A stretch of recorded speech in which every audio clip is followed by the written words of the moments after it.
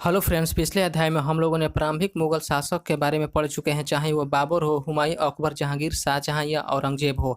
लेकिन आज का यह वीडियो बेसिकली उत्तर मुगल काल के ऊपर है और इसका जो समय था 1707 से 1857 ईस्वी तक माना जाता है और यहीं से आधुनिक भारत के इतिहास की शुरुआत मानी जाती है।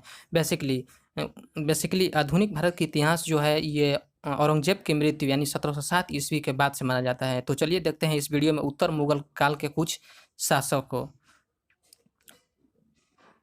और यहीं से क्या होता है कि मुगल शासक का अंत हो जाता है और अंग्रेजों का धीरे धीरे आधिपत्य शुरू हो जाता है। बहादुर शाह, इसका शासनकाल था 1707 से 1712 ईस्वी तक। इसे शाह बेखबर के नाम से जाना जाता था। और जहांदार शाह, इसका शासनकाल था 1712 से 1713 ईस्वी के बीच। इसे लंपट मूर्ख के नाम से जाना जाता था।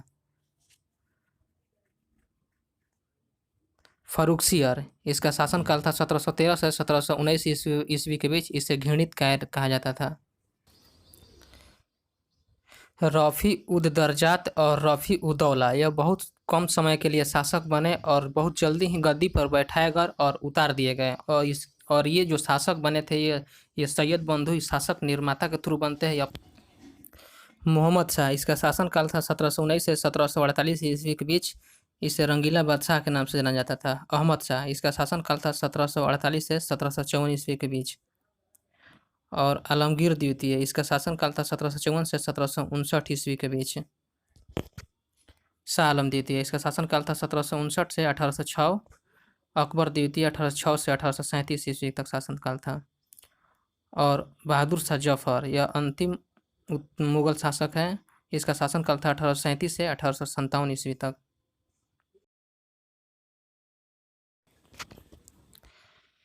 अब देखते हैं मुगलों से स्वतंत्र होने वाले राज्य एवं संस्थापक के बारे में।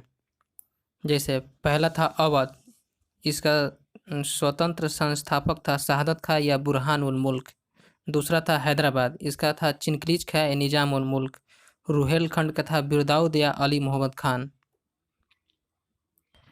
बंगाल का था मुर्शिद कुली खां। कर्नाटक का था सदतुल्ला खां और भरतपुर का था चूरामन और बदनसी।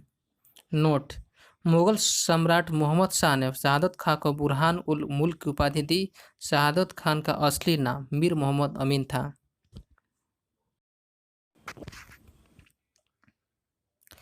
बहादुर शाह का पूर्व नाम मुअज्जम था। बहादुर शाह को शाह बेखबर के नाम से पुकारा जाता था। जहांदार शाह अपने शासनकाल में लाल कुंवारी नाम की वेश्या को हस्तक्षेप करने का आदेश दे रखा था। मुगल कालीन इतिहास में सैयद बंधु हुसैन अली खां एवं अब्दुल्ला खां को शासक निर्माता के रूप में जाना जाता है। जहांदार शाह को लंपट मूर्ख भी कहा जाता था, जो वीडियो के शुरुआती में हमने उसकी चर्चा की थी। फर्रुखसियर को मुगल वंश का घृणित कायर कहा गया है। सुंदर युवतियों के प्रति अत्यधिक रुझान के कारण मोहम्मद शाह को रंगीला बादशाह कहा जाता था। एक संगीतकार के रूप में मोहम्मद शाह ने अनेक ख्यालों की रचना की। तुर्क सैनिक हैदर बेग ने 9 अक्टूबर 1720 ईस्वी को सैयद बंधु हुसैन अली खां की हत्या कर दी। मोहम्मद शाह के शासनकाल में ही हैदराबाद के चिनक्रीज खां ने निजाम उल मुल्क की उपाधि धारण की और 1725 ईस्वी में स्वतंत्र राज्य की स्थापना की। नोट: हैदराबाद की स्थापना तुर्की ने एवं अवध की स्थापना ईरानियों ने की। ईरान यानी फारस के सम्राट नादिर शाह ने 1739 ईस्वी में दिल्ली पर आक्रमण किया। उस समय दिल्ली का शासक मोहम्मद शाह था।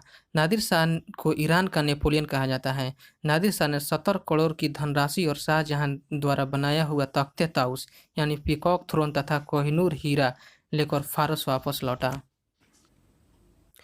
तख्ते ताउस, पीकॉक थ्रोन या मयूर सिंहासन पर बैठने वाला अंतिम मुगल शासक मोहम्मद शाह था। शाह आलम द्वितीय या अली गौर के नाम से जाने जाते थे कि शासनकाल में 1803 ईस्वी में अंग्रेजों ने दिल्ली पर कब्जा कर लिया और पानीपत का तीसरा युद्ध 1761 ईस्वी में मराठे में अहमद शाह अब्दाली की सेना के बीच हुआ, जिसमें मराठों की हार हुई। गुलाम कादिर खान ने 1806 ईस्वी में शाह आलम द्वितीय की हत्या करवा दी। बहादुर शाह द्वितीय या जफर अंतिम मुगल सम्राट था, जो 1857 की क्रांति में बहादुर शाह को भाग लेने के कारण अंग्रेजों द्वारा बंदी बना लिया गया एवं रंगून भेज दिया गया, जहां उनकी मृत्यु हो गई। लाल किला स्थित हीरा महल बहादुर शाह जफर ने बनवाया था। हयात बख्श बाग और लाल किला दिल्ली में स्थित है। अहमद शाह अब्दाली का वास्तविक नाम अहमद खां था। इसने भारत पर 8 बार आक्रमण किया।